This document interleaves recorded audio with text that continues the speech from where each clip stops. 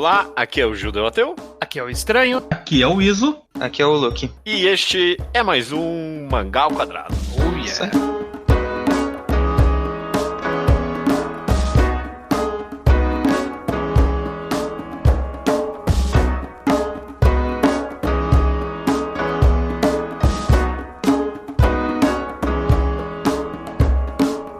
Maravilha, todo mundo, sejam bem-vindos ao episódio 249, eu acho que é, do Mangá ao Quadrado. Tudo bem com vocês?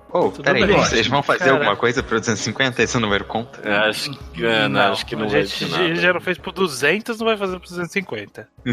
Todo podcast é especial e digno de milestone. Vocês têm que ter mais autoestima. Isso aí. Porque, sei lá, tecnicamente é o 300 e alguma coisa já o episódio, porque a gente já fez tantos outros que... Parece mais de 300, provavelmente. É, mais de 300. Então, sei lá, parece bem irrelevante. Mas, bom, a gente vê o que vai fazer por enquanto. Vamos viver o presente. Porque o presente a gente tá num que seria um episódio clássico do Mangá ao Quadrado, um que não é parte de nenhum quadro nem nada. Então não é clássico, a gente só faz quadro?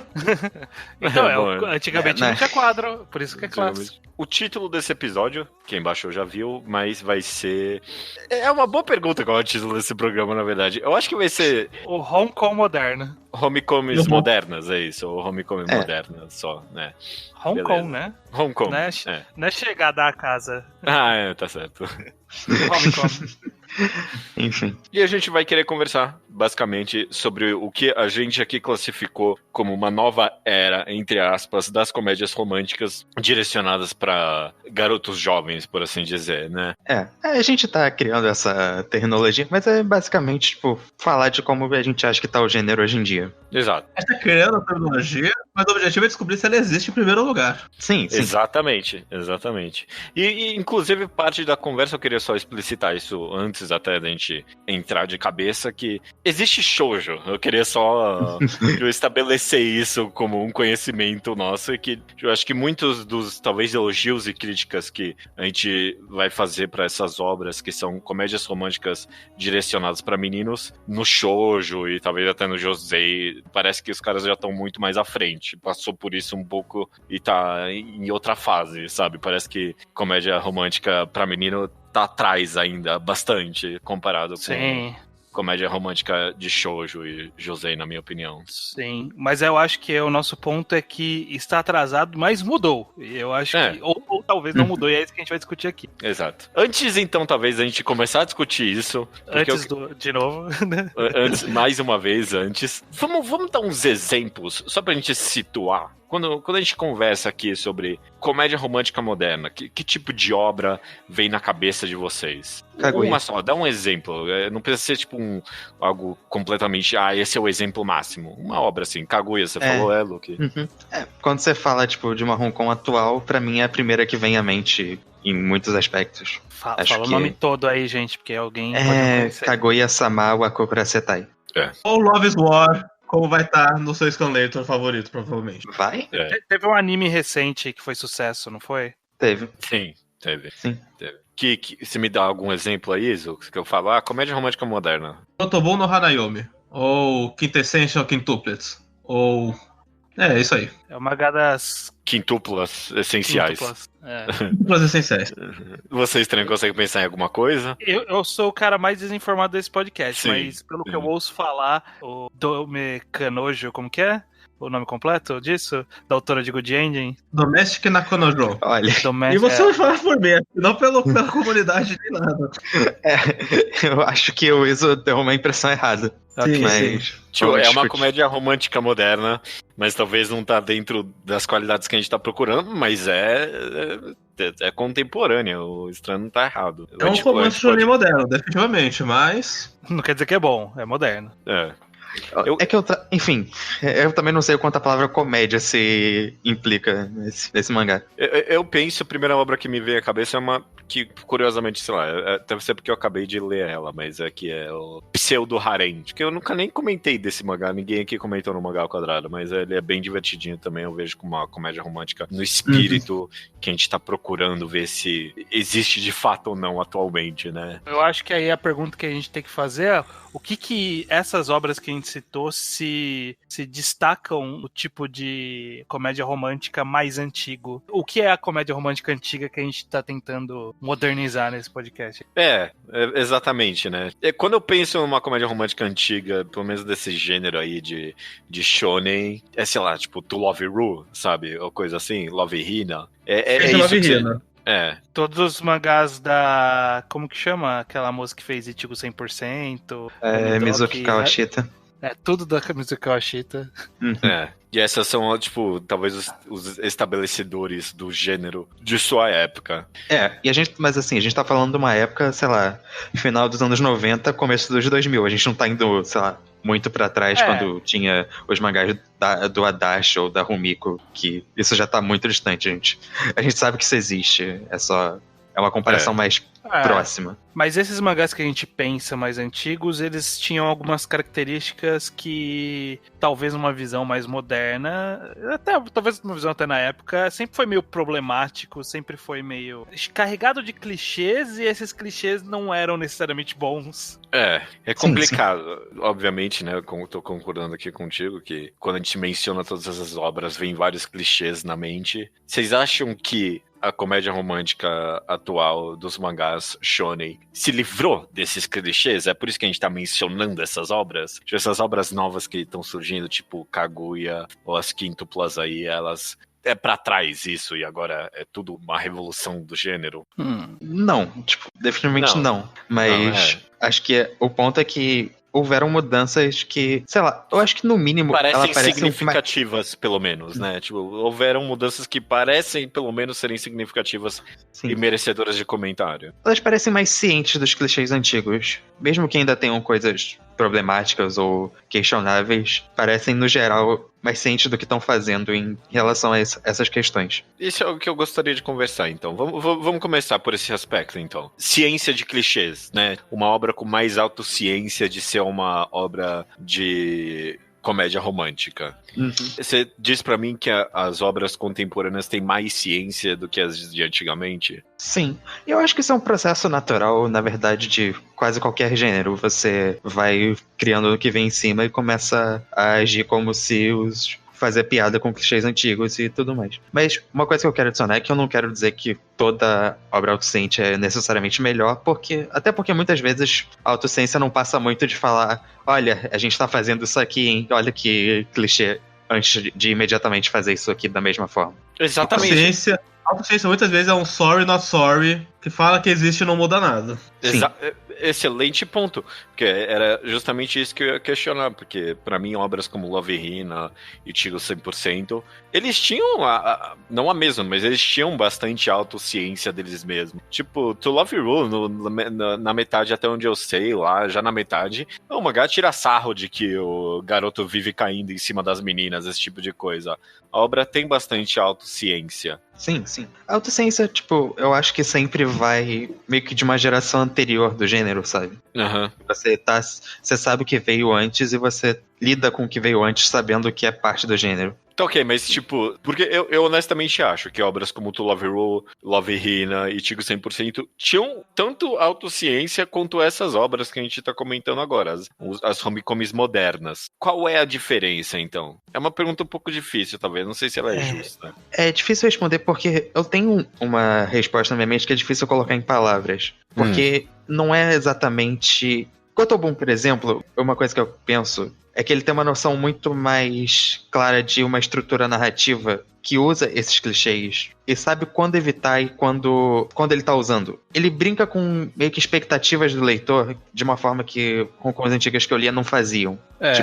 Um exemplo que eu tenho... Tem uma cena que uma personagem se confessa pro protagonista e o protagonista não escuta. E um caminho autociência normal seria, olha só, é óbvio que não escutou, coisa do tipo. Mas Gotobun vai adiante e faz a personagem falar de novo pro protagonista ouvir, sabe? essa quebra de expectativa que não é só você, não, é óbvio que isso ia acontecer, hahaha. O mangá ia um pouco além do que é comum fazer. É talvez fazer o clichê, saber que é um clichê, mas não ficar só nele. Porque talvez o que eu tô falando, tentando pôr palavras no que vocês leem aí, porque eu não leio nada disso aí. Ok. Mas pensando nos antigos, eu lembro que era realmente assim. Às vezes tinha esse negócio do Keitaro em Love Hina, caía no peito da menina e falava, porra, olha aí, você caiu no peito dela de novo. Hahaha. E é isso, tipo, ele só reconhecia. Você só reconhecer não tá isentando. Agora, você fazer com alguma coisa, com o fato disso acontecer, de você tornar isso, sei lá, subverter, fazer a menina se preparar de alguma forma porque o cara vai cair. Eu não sei, inventar algo diferente em cima da existência do clichê e do reconhecimento da existência do clichê, é que eu acho que reconhecer o clichê é só um primeiro nível. E aí esses outros, eles estão num segundo nível, né? Eles reconhecem e trabalham com isso, né? Sim. Pra mim tá por esse caminho mesmo. Que... Com certeza. O que essa cena que o Luke mencionou da confissão me fez sentir bastante era mais do que reconhecer ou não reconhecer que existe um clichê, é estar no controle de como a gente lida com o clichê. Quando ela se confessa e o protagonista não escuta, a gente pensa que esse assunto já acabou. Ela já teve a cena de confissão dela que acabou. Para um capítulo depois, isso ser corrigido e ser feito direito porque a primeira vez deu errado. E aí pega todo mundo de surpresa. A impressão que dá é que mais do que tá ciente, é o autor um passo à frente do que o leitor espera pelo gênero e mesmo assim controlando suas reações. Tem até quase um aspecto meio que pós-moderno para essas obras nesse sentido, né? De tipo, saber o que o leitor espera do gênero especificamente e aí trabalhar em cima disso, né? Talvez numas homecomics mais antigas sabia-se do clichê, mas de fato não se trabalhava com isso nesse nível mais pós-moderno. Agora, só que mais atualmente, de fato, parece que tem tentado. E além, eu acho que talvez é só isso também, tipo, só tentar ir além, né? Não é algo tão complexo. Eu acho que isso que você falou de pós-moderno, acho que é parte importante porque uma coisa que eu sinto, isso é muito subjetivo, talvez eu não tenha como provar, mas é a sensação que eu tenho lendo, é que são criadores que estão acostumados a ler Hong Kong, sabe? Tem essa experiência e brincam sabendo que é uma estrutura já, tipo, fixa, tipo, sabendo que tem essa sequência de plots e esse metagame envolvido em algo, tipo, por exemplo, em Harente, que ele lida com a expectativa do leitor mesmo e criando esse tipo de coisa, porque ele é o tipo de pessoa que leu muito e não tá desconstruindo, nem coisa do tipo, mas é saber exatamente o que o leitor quer normalmente, porque já é porque tem um nível de experiência maior que acaba sendo pode acabar ficando um pouco artificial às vezes, mas é tipo, acho que é basicamente isso, é você ter uma pessoa que tem uma experiência com o gênero, tipo, de ter sido criada no gênero, por exemplo, e saber o tipo de coisa que o público espera de uma maneira mais metalinguística, quase. E tentando buscar mudar isso, né, meio que acaba melhorando acidentalmente ou não várias problemáticas do gênero, né. Dito isso, vamos tentar avançar um pouquinho mais além de, tipo, são obras só autocientes. Que outras qualidades vocês procuram ou vocês desejam que tenham quando vocês falam de homecomics modernas? Vocês conseguem pensar em alguma coisa, Guizo? Pra mim, sério, é difícil colocar em palavras porque eu aceitei o convite de vir aqui, mas eu li muito pouco das homecomics antigas. Então, eu comecei Love Hina, li 3 volumes e eu dropei porque eu tava achando muito chato. E aí eu achei que eu nem gostava de homecom até o Luke me recomendar Kaguya, que aí foi quando meu Deus, mas isso é bom de verdade. Mas ao mesmo tempo que eu acho bom de verdade, é difícil comparar exatamente com o que mudou em comparação com o que eu não li. Uma coisa que eu fico surpreso positivamente em Kaguya e em Gotobun, o que eu nem de longe vou falar que não é a norma do gênero, porque eu não tenho nem um pouco essa ingenuidade, quase nada de fanservice nessas duas obras que a gente tá citando pra serem grandes exemplos. Sim, não vou falar que isso não é a norma do gênero hoje em dia, que, nossa, obviamente ainda é, mas é como se fossem 2 exemplos de mangás que não sentem que precisam de fanservice pra se vender, que eles têm muita fé no que eles têm a oferecer no quesito personagem, romance e história mesmo. A ausência, ou pelo menos, sei lá, a diminuição do fanservice erótico é definitivamente uma característica mencionável, eu acho também, que é Kaguya, Gotobun, Pseudo Harem ou vários outros que eu consigo pensar que, de fato, não possuem fanservice nenhum, alguns deles. E é uma dimensão, assim, em Gotobun que é vendido pra caralho. Ele tem ótimos números pra justificar que o público de Gotobun não tá comprando por fanservice, mas tá comprando romance mesmo assim. Só pra acrescentar que, tipo, o Gotobun não tem fanservice do jeito que a gente espera, tipo, calcinhas e peitos à mostra e tudo mais, mas ainda assim tem todo o aspecto que, claro, que o público que compra Gotobun compra por causa das garotas e o autor se esforça muito em deixar as garotas, tipo, bonitinhas ou fofinhas em trejeitos, personalidade e tudo mais. Ele ainda existe essa expectativa bem clara. Eu definitivamente acho que... Eu não tô falando que você tá falando isso, ok? Eu entendi perfeitamente o que você quer dizer, mas a ausência de fanservice não quer dizer que o mangá não tá objetificando as meninas ainda, sabe? Nossa. Nem acho que a Hong Kong, que vai 10 anos, vai deixar de fazer isso.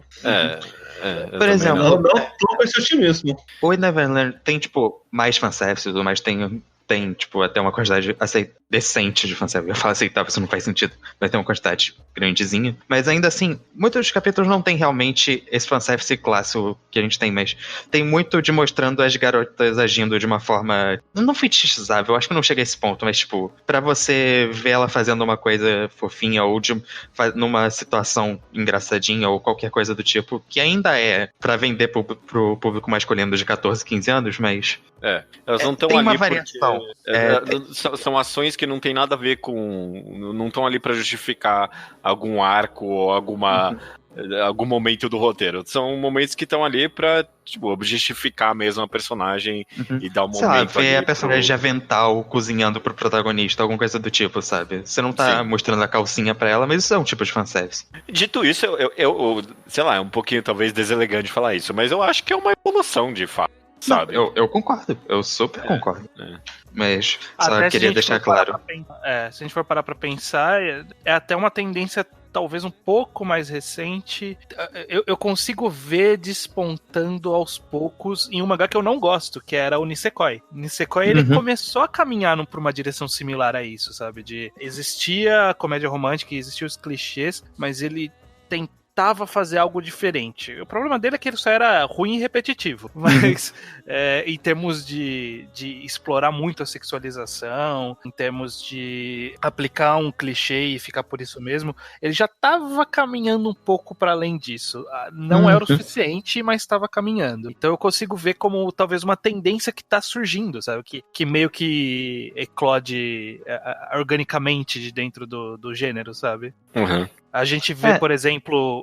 Não sei se entra nessa categoria que a gente está discutindo aqui de comédia romântica, porque eu acho que é muito mais romance do que de comédia romântica, que é o caso do All No Flag, mas o autor, o Kaito, ele tinha feito um mangá anterior na Shonen Jump que não fez muito sucesso e que todo mundo dizia que era a evolução da comédia romântica já, sabe? Que era aquele de Lacrosse, que eu não lembro o nome.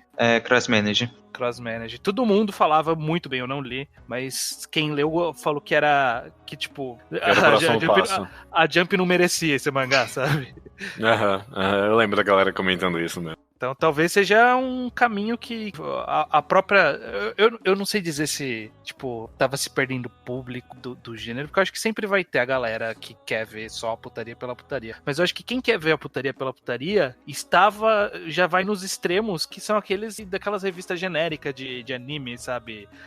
Action X, sei lá, Monthly, blá blá, essas daí que sai adaptação de light novel, essas coisas. Que esse daí atende esse público e é o suficiente, sabe? A galera vai pro Sword Art Online, vai lá pra aquele anime das meninas que tem as duas empregadas domésticas lá, de cabelo quase igual lá, e vai pra isso e estão atendidos ali. Então talvez nos shonens, nas revistas shonens mais tradicionais, talvez eles precisaram achar um nicho diferente, né? Tipo, como que a gente pega o público que já é da nossa revista, mas ainda assim faz o clássico? Eu acho que acabou caminhando pra isso meio que organicamente mesmo.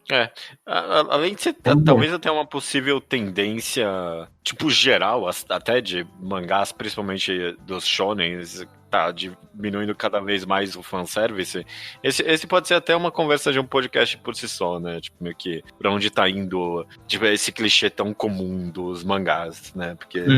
Quando eu vejo os Battle Shonens, principalmente os da Jump, eu consigo afirmar até com certa facilidade que tem bem menos hoje em dia do que tinha quando eu comecei a ler, sabe? Porque... Mas ao mesmo tempo...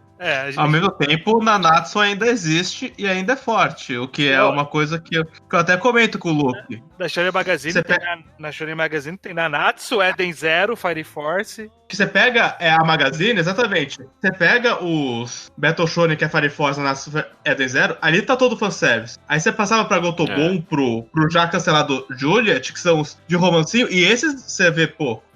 Ok. Talvez não. Vocês têm razão, talvez não seja tão tendência quanto eu achei que era. A Jump não tem muito, mas Fire Force foi adaptado agora e já tá sendo comentado pelo seu fanservice. Sei lá, então, eu gostaria pelo menos de reiterar, então, que, tipo, não é... Tipo, ainda tem muito fanservice em comédia romântica. Você mesmo falou isso, né, Luke? Mas... Nem acho que vai embora tão cedo, assim. Não vai não. Mas diminuiu um pouco e não é só putaria justificada com romance e comédia, sabe? Tem uma história e aí ocasionalmente tem ali pra vender. E aí sempre vai caber ao nível de tolerância da pessoa, o quanto ela aguenta ou não, né? Eu acho que o que vai definir a característica o que a gente tá chamando aqui de Hong Kong moderno, não vai ser a ausência de fanservice. E eu acho que talvez nem a diminuição seja a característica preponderante dessa classificação. Eu acho que vai além disso. Ele pode ter isso e ter as outras características que a gente citou antes, que dizem de uma evolução do gênero, de melhor escrita, de melhor compreensão do seu nicho, de ter uma visão sequencial de acontecimentos mais clara, sabe? Tem uma coisa que eu penso, que eu cheguei nessa conclusão agora, porque eu tava tentando justificar isso na minha mente, porque quando o Judeu perguntou, narrativamente eu acho que tem dois caminhos muito diferentes que eu acho que romances modernos estão seguindo, que eu acho que faz sentido pra mim agora que eu pensei, tem Gotobun e Kaguya, por exemplo, tem um plot muito mais elaborado, um roteiro mais, tipo, esperto em vários níveis. E eu sinto que isso é algo que está acontecendo, que os autores estão lidando com isso e fazendo essas tramas com mais conteúdo, tipo, mais pensadas. Só que, por outro lado, eu também acho que é uma coisa muito... uma tendência muito grande. São essas Hong Kongs totalmente mais wholesome, bobinhas, tipo, 8 páginas por capítulo, 4 páginas por capítulo, que se popularizaram até porque agora você pode publicar mangá em Twitter ou em site webcomic e tudo mais. Sim. E eu acho que isso faz sentido, que acaba não tendo aquele meio termo, tendo menos daquele meio termo, sei lá, Nisekoi ou Love Hina ou outras coisas que tem uma história, mas ela é muito episódica e muito enrolada só pra mostrar os personagens fazendo coisinhas e tudo mais. Você acaba tendo... E você muito tem essa divisão pros dois tipos de coisa que você quer, sabe? Você pode ter essa história só de dois personagens sendo wholesome juntos, todo fluffzinho, ou você tem uma história super mais elaborada e tudo mais. Eu tô pensando o que você tá falando, que faz bastante sentido, principalmente quando você comenta em publicação online, porque vários dos mangás que eu penso como exemplos de novas comédias românticas são mangás que ou ainda são publicados online, ou, sei lá, começaram a ser publicados online, como, por exemplo, o Shogi Senpai, que eu já recomendei aqui no podcast. Que ele é mais nessa vibe de wholesome, né? De mangá só bonitinho e são os personagens sendo felizes e tal. E eu acho que, de fato, a publicação online tem muito a ver com isso. E ela é meio que responsável pelo sumiço desse meio termo que você comentou. Principalmente porque eu penso agora tem a ver com não ter mais pressão editorial em cima da galera, sabe? Então, tipo, o autor lá de Shogi Senpai pode escrever o Shogi Senpai dele de boa sem ninguém falar, mas põe umas calcinhas aí, vai, sabe? Sim. E, tipo, a galera que quer escrever putaria tá escrevendo putaria independentemente também, sabe? Não é nem só hentai, tem várias comédias românticas hoje em dia que é bem putaria solta e parece que como não tá exigindo de ninguém que, ok, mas põe um pouco de roteiro ou põe um pouco de putaria, meio que tá separando mesmo, não só nesse sentido de, uns plots simples ou plots mais complicados, mas como, tipo, as pessoas escrevendo o que elas de fato queriam escrever. Não sei. Sim, acho que pode ser resumido a isso mesmo. Você tem maior liberdade e acaba podendo se focar mais de um nicho específico, sabe? Sem tentar abraçar tudo de alguma. E eu acho que tem muito dessa. Fazer, sei lá, essas histórias mais focadas mesmo. E com base em um conceito que você tá explorando. E por isso talvez você acabe podendo explorar ele com maior qualidade, sei lá, porque é o que o autor de fato quer fazer. Sei lá. Uma história como Nagatoro, eu não conseguiria ver existindo uma história tão, tipo, só sobre uma única coisa, basicamente. E acho que ela é boa justamente... Nagatoro? Eu não lembro o nome completo. O judeu lê. Please Don't Bully Me Nagatoro? Please Don't Bully Me Nagatoro, esse mesmo. Então, sabe, que o que eu li era muito focado em uma piada, em uma interação específica, e fazer isso bem. Então não tinha que apelar, tipo, tentar criar muita variedade e tudo mais. O autor focou no que era o ponto da história dele. Né? Eu concordo. E se tem um aspecto que eu, pelo menos, queria vir aqui comentar, é que muitos disso acaba se possibilitando por causa de um foco, não sei se é um foco, mas pelo menos um desenvolvimento um pouquinho maior dos personagens masculinos nessa história, né? No que seriam os protagonistas, essencialmente. Porque todos os exemplos que a gente citou, pra mim, pelo menos, essa é a evolução mais notável dos últimos 10 anos pra cá. Porque quando a gente fala desses mangás de comédia romântica antiga, tipo Love Hina e To Love You e Ichigo 100%, é o mesmo protagonista, não muda nada entre eles, é a mesma coisa. Sim.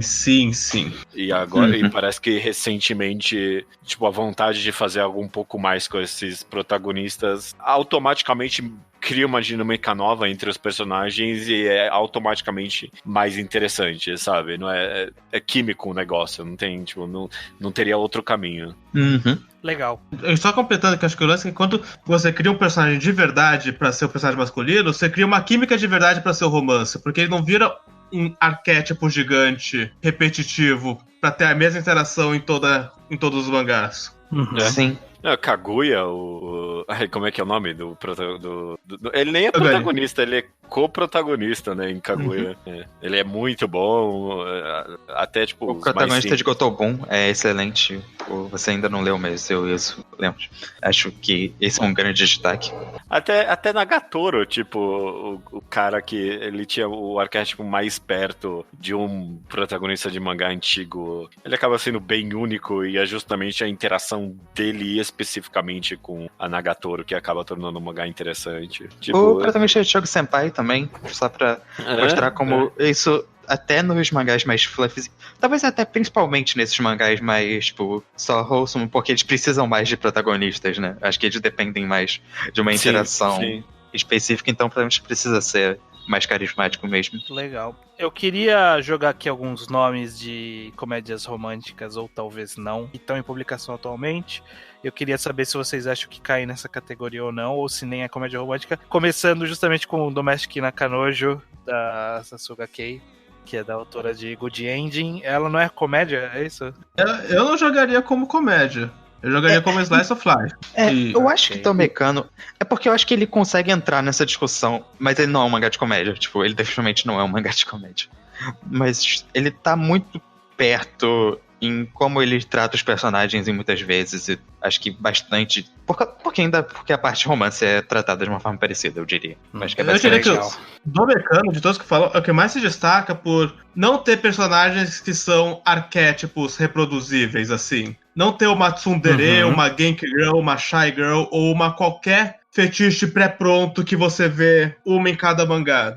Nenhum personagem de Domekano, acho que preenche esses rótulos, eles só são eles mesmos. Então você sente uma coisa mais... Uma caracterização mais orgânica e genuína, que eu acho que é o grande destaque do mangá, pessoalmente. Legal. Mas eu não chamaria de comédia pra chamar de comédia romântica. E fanservice explodindo. A parte que eu falo de fanservice não se aplica nem um pouco aqui. É fanservice ou é só corpos nus? Geralmente os fanservice, os personagens estão transando de verdade. Mas, tipo, uma vez a cada 30 capítulos, a autora caga no pau e decide fazer um capítulo muito aleatório de fanservice. Okay. Vocês citaram aí de passagem o We Never Learn, o Can't Study. Depende de qual tradução a gente tá considerando. Acho que a oficial é o We Never Learn, que é aquele comédia romântica que tá saindo na Shonen Jump. Essa vocês veem alguma evolução em relação ao... Ele tem um pezinho clássicas? ali, eu diria. Assim, em relação a Nisekoi e Love Hina, com certeza, mas acho que ele ainda é um bom sinal do modelo antigo. Um pouco avançado, Sim, mas sim. é o modelo antigo, é uma boa comparação. Ele é de 2017, ele talvez fosse bem o comecinho, ele acho que é finalzinho de Nisekoi ali que ele pegou. Acho que ele tá nesse período de transição pro de agora, talvez. Eu acho que ele pode representar a mudança da base, tipo, nesse sentido, porque ele ainda tem várias coisas que ele faz diferentes de mangás antigos, eu diria, mas como o Iso ou o Judeu falaram, ainda tá, tipo, próximo. Mas é meio que se você criar uma linha, a linha de tá muito mais pra cima do que tava antes, pra o Neverland ser o ponto mais baixo dela. Porque, de fato, ele faz muita... Eu diria até que ele faz muita coisa diferente de comédia romântica antiga, mas nenhuma dessas coisas é diferente o bastante. Então, tipo, o We Never Learn, ele tem um protagonista que ele é diferente, mas não bastante. A interação dele com as meninas é diferente, mas não bastante. Ele tem uma progressão, mas não bastante também. Tipo, tudo... Acho que ele tem muito mais personalidade do que o clichê que a gente pensa, mas todos os defeitos do clichê do protagonista estão nele, todos. Beleza. Diz mais um aí também. Na própria Shonen Jump tem o Yuna and the Haunted Hot Spring. Ixi, esse é Esse é o... Deixa eu falar. É True Love Ru de novo. Tudo que você pensa quando pensa em True Love Ru tá lá. Só que com mais self-aware. Quer dizer, não sei se muito mais self-aware. Um pouquinho mais self-aware. Eu acho que o Yuna é muito self-aware, mas aparentemente o Love Ru também é. E é o mesmo estilo Sorry Not Sorry, então... Tô fazendo e tô fazendo mesmo, foda-se. Eu sinto que o autor de Yuna gosta muito de putaria, tem muito orgulho de colocar cada detalhe de putaria no mangá. E é pra isso que ele vive. Beleza. Alguém leu Komi Can't Communicate? Comissão. Sim, É. eu recomendei esse mangá aqui, inclusive. Eu devia estar lendo esse mangá. Eu li alguns volumes. Mas Ele é um o Judeu pode falar excelente melhor. exemplo pra mim de comédia romântica contemporânea, porque ele até tipo começa como esse primeiro estilo de é uma ideia simples, sabe? É só uma menina que ela é tímida e aí o protagonista tem que ajudar ela a fazer amigos e ele acaba expandindo bastante. É uma comédia romântica, definitivamente, né? Não tenho dúvida alguma. Tem zero fanservice até onde eu consigo opinar. E, tipo, é fantástico, cara. Os personagens são muito carismáticos e divertidos. E a interação entre elas é sempre muito bom. E uma coisa fascinante de Komi-san é que o protagonista é justamente... É uma piada com protagonistas antigos, tipo, genéricos. Porque o nome dele é um trocadilho com, sei lá, aquele cara ali, sabe? Alguma coisa do tipo. Tipo, de tão irrelevante que ele é. Tipo, a piada dele é que ele é genérico. Mas o mangá não, tipo, só fala isso e caga. Porque ele vai desenvolvendo ele. Ele vai trabalhando o protagonista de fato. Mas, tipo, justamente a gag dele que ele... Ele é incrivelmente mediano em absolutamente tudo. Essa é a piada dele, né? Ele é médio e médio. Ele é o meio termo de tudo. Mas até isso que nem se falou, Luke, acaba sendo relativamente bem trabalhado, conversado no mangá. Eu gosto muito de Komi-san, ele é um excelente exemplo pra mim. Ainda bem que você comentou e ia falar dele. Legal. Eu acho que a percepção é que existem coisas interessantes sendo feitas aí nessas revistas shonen atuais. Não é 100% ainda, não é uma mudança completa, mas sempre vai ter um Black Clover pra cada, sei lá, Promised Neverland, sabe? Neverland.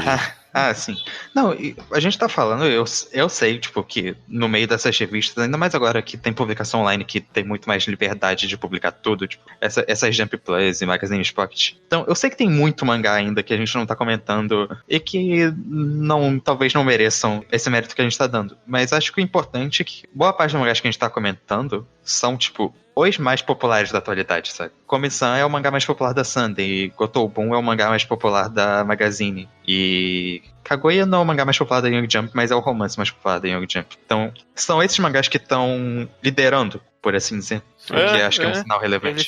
Eles são a crista da comédia romântica hoje em dia. Uhum. E o mais importante é mostrar que justamente as mudanças que a gente falou que estão acontecendo não estão fazendo o mangá perder público. Longe disso. Uhum. O que talvez seja prova que as pessoas gostam de boas histórias, pelo amor de Deus. Incrível, né? Só quem diria. Que coisa. É impressionante. Tipo, a gente falou tanto aqui sobre a qualidade, não sei o que, mas tipo, dá pra resumir, então, só em... estão fazendo direito agora, vai. Eles estão pensando em roteiro também, né, em algum momento. Estão pensando antes de escrever. É isso. Legal. Acho que fica uma... eu acho que mesmo serve até pra mim como uma forma de olhar com menos receio sempre que surge um mangá novo, assim, de comédia. Porque pra mim, eu não li nenhum desses, porque todas as vezes que eu via falar que existia, meu Deus, comédia romântica, lá vamos nós de novo, sabe? O do GTA. Aí eu preferia nem ir. Mas faz sentido dar uma chance, né? Talvez o nosso público ouvinte não estava ciente que tem coisa diferente saindo aí hoje em dia. Esse podcast vale como um serviço de anúncio público, né? Que dei umas chances para as comédias românticas. Tem coisa sendo feita aí, né? Sim. Eu quero saber se a coitada da Mizuki Kawashita vai conseguir voltar e pegar essa onda. Ela tá fazendo mangá de beisebol. Não vai mais, então. Tá dando certo lá. Esse mangá. Tá seguindo a vida dela, né? Precisou sair da vida dela.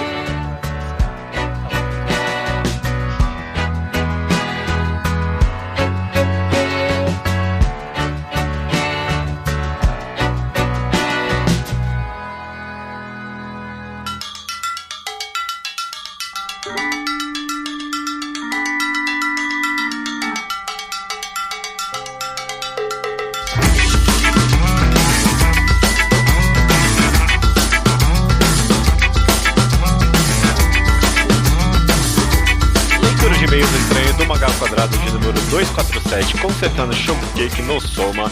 Os e-mails chegam no contato@alquadra.do e também comentários no alquadra.do. Tudo bem contigo? Beleza, eu não sei porque eu falei isso. Tudo bem. Já que estamos aqui na velocidade da luz, recadinhos rápidos. Primeiro que semana que vem tem o Quadrinho ao Quadrado sobre o quadrinho nacional Rio de Lágrimas, de Renato Shimi e Glaucus Noia. A gente não decidiu ainda qual é a pronúncia do nome. E que eu ainda não li.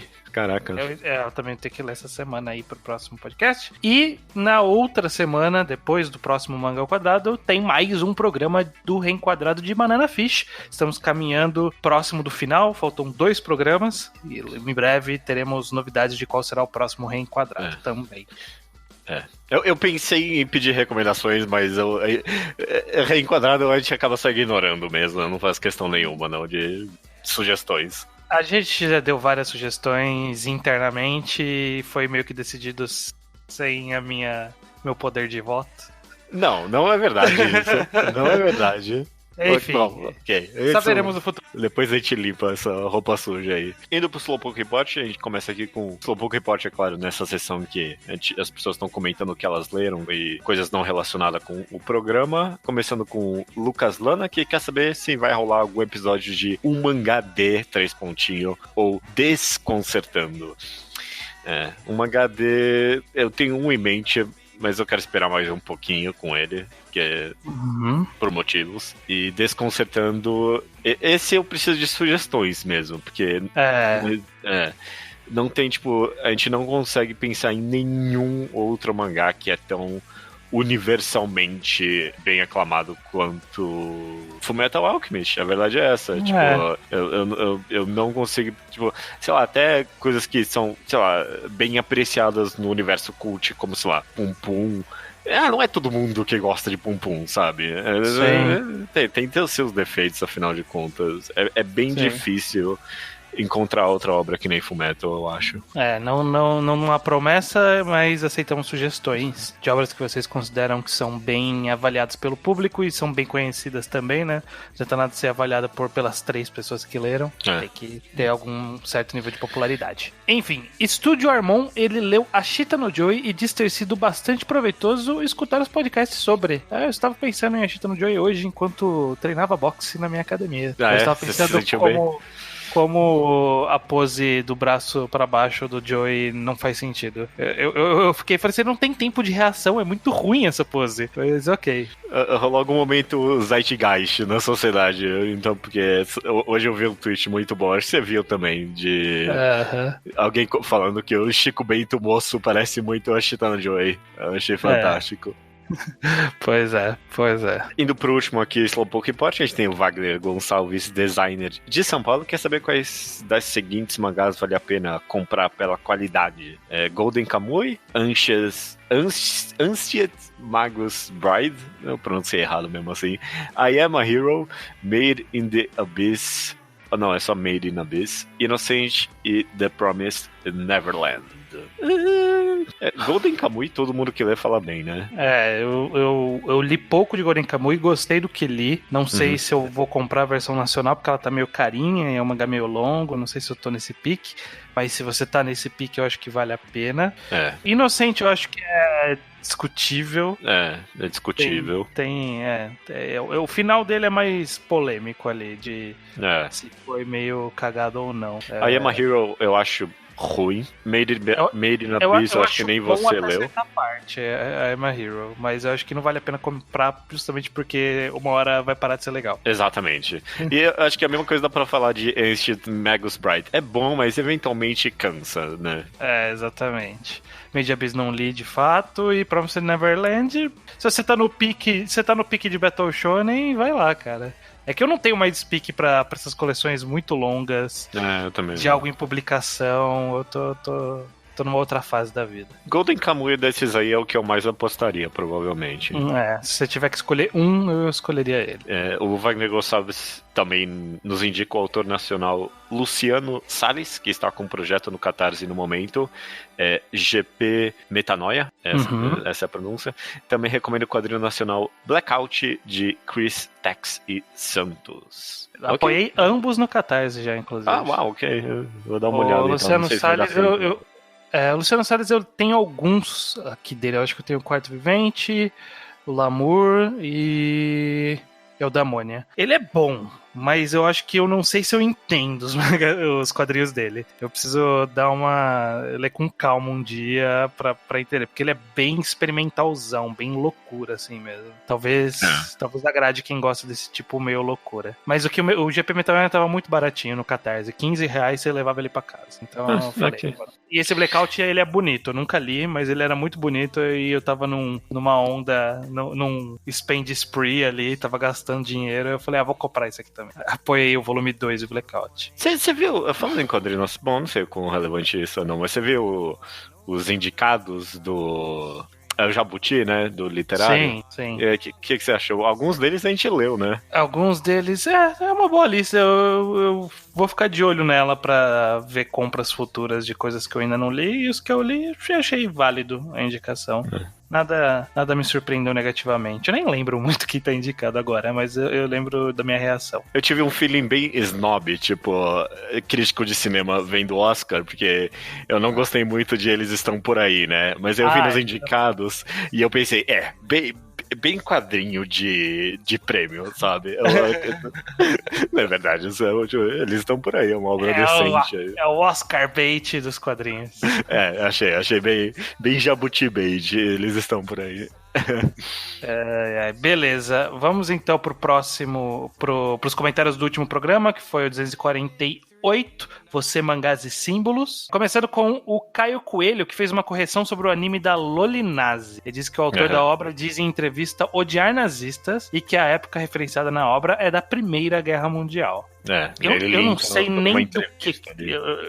Eu acho que eu sei por cima o que é essa Lolinazi. Eu não. Nossa. Felizmente não entrei nesse mundo aí. Sabe o que a gente falou? Eu nem lembro quem falou, acho que talvez foi o Iso mesmo, mas falou bem por cima, que nem o anime da Loli disciplinado. Literalmente, acho que essa foi a única coisa referenciada nesse anime. Mas eu acho que quando a gente começou a conversa, tinha uma galera esperando, tipo, a gente falar sobre isso, porque tem uma resposta já. E, tipo, é verdade, de fato, até onde eu li a entrevista e eu pesquisei sobre, é outra época da Alemanha que tá sendo referenciada aí, e houve uma confusão, tipo, justificável, inclusive. Eu não acho que as pessoas estão tão... Yojo Senki, é isso? É, esse mesmo. Ah, então é plenamente justificável confundir, porque a iconografia é muita iconografia nazista aqui. Embora não tenha suástica, é um... Sei lá. Supostamente militar. até dentro da obra quase que deixa bem explícito que não é. Eu não sei, é complicado. Mas tá feita a correção por algo que alguém falou bem rapidinho no podcast. Beleza. Daeron Bertolti, uau, que nome, diz o seguinte: eu discordo completamente com a ideia de que a discussão seja de alguma forma roubar lugar de fala dos países orientais que sofrerão o abuso do Japão. Afinal, o Brasil em si não tem uma história de opressão contra esses países. O máximo que existe é opressão social contra essas populações dentro do Brasil. Mas não vejo como essa discussão se conecta com o tema do episódio. Então realmente não vejo essa questão de roubar o lugar de fala se aplicando. Eu coloquei esse comentário aqui porque eu acho que eu falei em algum momento literalmente roubar o lugar de fala. Eu não sei se é exatamente isso que eu quis dizer, houve uma confusão de termos ali, mas tipo, não roubar o lugar de fala, mas colocar só a fala em um lugar que ela não pertence, sabe? Eu não tô roubando o lugar de fala de ninguém, mas eu tô me colocando numa perspectiva que talvez eu não deva me colocar, sabe?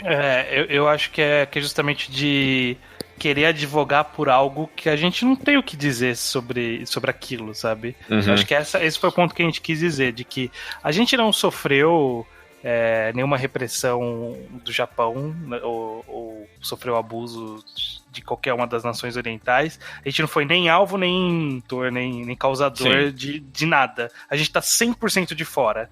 Então, qualquer opinião que a gente der sobre como eles se sentem, a gente tá muito falando por eles, sabe? Exato. Então, eu acho que é esse o ponto que a gente quis trazer, de tentar não se colocar lá, falar, não, mas se eu tivesse lá, eu me sentiria assim. Eu não tenho bagagem pra dizer isso.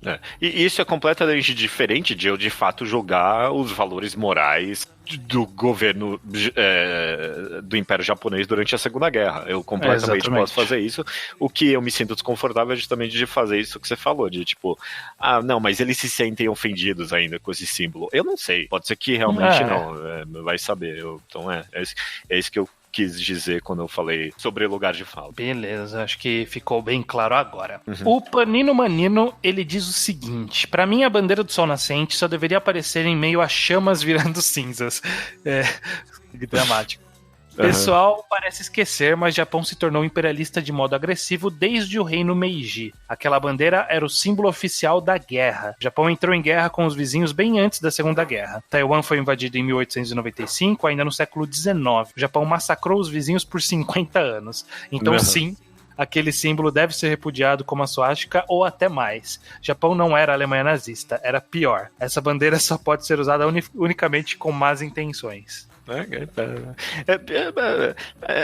Acho que em nenhum momento ele discordou desse aspecto em específico. Eu acho que ele a gente ficou nessa de é meio ruim, né, gente? Falando com um pouquinho mais de suavidade sobre ser ruim, e o Panino foi um pouco mais enfático sobre não, é ruim mesmo, é ruim pra caralho. Mesmo concordando que seja ruim, ainda fica bem complexo. O que o Elvis Kleber evidencia no último comentário aqui da leitura de e-mails, que diz o seguinte, ó: outra coisa que esqueceram de falar foi que, além do manji, o Hitler estragou o bigode do Charles Chaplin pra sempre. É indissociável, virou o bigode do Hitler. Pois é, isso, cara, tipo... o bigode, o cabelinho a galera ainda conseguiu, mas depende das suas feições. Não pode ser muito molhado, né? Tipo, a franjinha ali. O cabelinho, a franjinha ali, penteada pro lado, é bem associada, mas algumas pessoas conseguiram se apropriar de volta, mas o bigodinho... o bigodinho não dá. E qualquer também saudação com o braço esticado, impossível. Não teve nenhum movimento com Saudação de braço esticado, que foi bom. De Roma pra cá nunca deu certo. Sei lá, tem os esportistas negros levantando o soco pra cima em protesto nas Olimpíadas. Ok. Era um pouquinho diferente, mas ok. Era um braço esticado ainda. O punho levantado, eu acho que ficou... Bom, não, você tá errado. Que isso? Tem vários movimentos punho de braço errado. esticado. Okay. Mas com a mão aberta. Com a mão aberta. Bom, tem o símbolo do metal também. Mão aberta, acho que só não pode mesmo. Se bem que usam isso pra benzer na igreja, né? Tem umas tem que rezar com o braço esticado pra frente, assim, pra abençoar a pessoa que tá lá na frente. Tem umas boas. Uau, nossa, eu não sei. Não foi em algum batismo, casamento que pede pra você ficar com a mão esticada, aí parece todo mundo fazendo uma saudação. Não, mas o pessoal estica horizontalmente, né?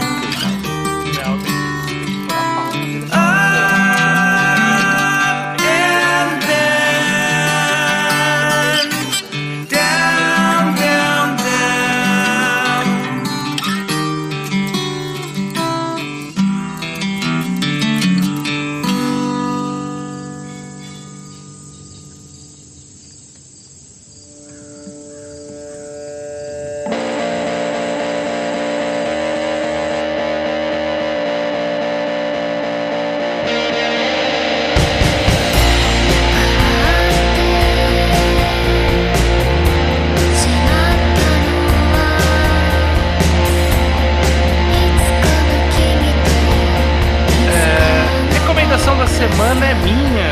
É só assim, cara. Boa sorte. A minha recomendação é de um mangá que eu comprei no Dando Nada e eu achei bacana.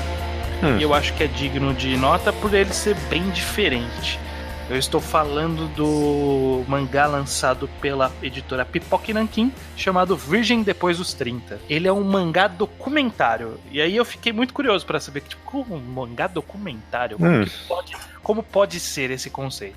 Basicamente, a história do quadrinho é sobre... Foi baseado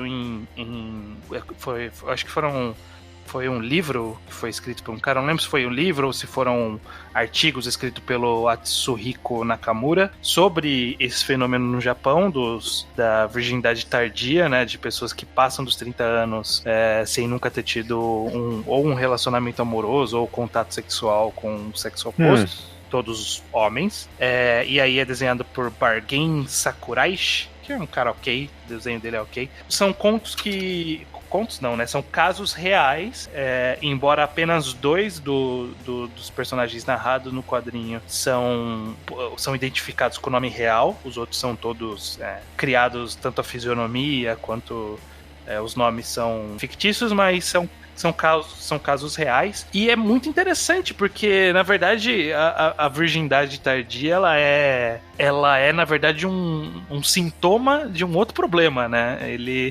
Existem muitos problemas de interação social, muitos problemas de pressão social, muitas camadas de como funciona a estrutura social japonesa, de forma geral, de como você deve buscar sucesso e o que isso representa, sobre ser reprimido sexualmente a vida toda, e como isso reflete na personalidade dessas pessoas. E é tudo uma galera problemática pra caralho. Tem um cara que ele não é, só. Mas todos os outros são problemáticos pra caralho. Enfim, tem história de gente que se automutila, tem gente que é só um cara incapaz de viver socialmente, ele não tem nenhum trejeito social, nenhuma capacidade de interagir com seres humanos. Existem, alguns relatos curiosos que eu não fazia a menor ideia que isso existia, como, por exemplo, no Japão, eles incentivam que qualquer um se torne cuidador de idoso, que é um emprego que precisa de muita gente e não tem tanta gente. Então eles meio que facilitam que a pessoa seja. E, por algum motivo, as políticas do governo acabaram incentivando muito que hikikomores e que esses caras, esses virgens depois dos 30, se tornassem esses cuidadores. Então, é uma área que é uma área muito zoada por um motivo, por isso, sabe? Por um arranjo social, resultou num outro problema, sabe? É bem curioso. E ele funciona, essa narrativa documentária, é meio como se fosse uma entrevista intercalando com cenas da vida daquela pessoa. Cada capítulo é de uma pessoa diferente. E funciona, ele realmente tem um ar documental. Eu não esperava que isso fosse acontecer, mas mas faz todo sentido. Tem uma narrativa documental de entrevista do cara, mostra uma situação que representa aquilo, aí usa isso como um gancho pra falar sobre um problema social do Japão, e aí volta pro cara, sabe? Tipo, é uma narrativa de fato documental, e eu acho que funciona bem. E é curioso pra saber um pouco mais sobre a sociedade do Japão. Eu achei... Realmente me surpreendeu positivamente esse mangá. Eu tinha ouvido falar dele, mas sei lá, eu bati o olho e eu achei que, tipo, era alguma coisa... Como é que é o nome do filme do Steve Carell lá? Virgem de 50 Depois anos. Dos 40. Oi? Virgem de 40 50. anos, exato. Eu achei que era algo nesse naipe, eu não sabia que era... Não é na pegada da zoeira, não. É, de fato, tipo, tratam eles como seres humanos e dizem de quais são os problemas. Tipo, não tem um julgamento de valor ali, sabe? Tipo, o cara nunca teve um relacionamento. Eles não estão falando que isso é um problema diretamente. Eles estão dizendo só o que isso reflete na personalidade daquele cara. Achei bem respeitoso. Embora as pessoas, algumas sejam escrotas, outras são só pessoas com problemas, sabe? É bem interessante. Acho que são 8 histórias diferentes. São aspectos bem diferentes, assim. Tem até um caso de um ator pornô que era virgem. E aí deixo no ar pra ler a história desse cara e entender como isso aconteceu. Ok, mano. Vou dar os méritos aí, você recomendou muito bem, Estranho. Parabéns, tô bem interessado nesse mangá, assim. Fiquem de olho que sempre... Eu acho que a venda é exclusiva da Amazon, porque a editora Pipoca Nankin tem esse acordo com a Amazon. E vira e mexe tem promoção. Nunca vale a pena pegar o preço de capa, então fica de olho, dá aquela monitorada. Tá chegando Black Friday. Deixa na lista aí pra quando baixar o preço. A edição tá muito bonita. Tipo, em termos de qualidade, os caras não deixam a desejar. É um papel de qualidade, ele abre legal, tipo de costura dele. Tipo, a parte gráfica tá muito bem feita. E a história é interessante também. E é isso, essa é a recomendação. Recomendação feita. Virgem Depois dos 30, de Atsuhiko Nakamura e Bargen Sakurashi. O que só falta dizer agora, então? Até semana que vem. Até semana que vem.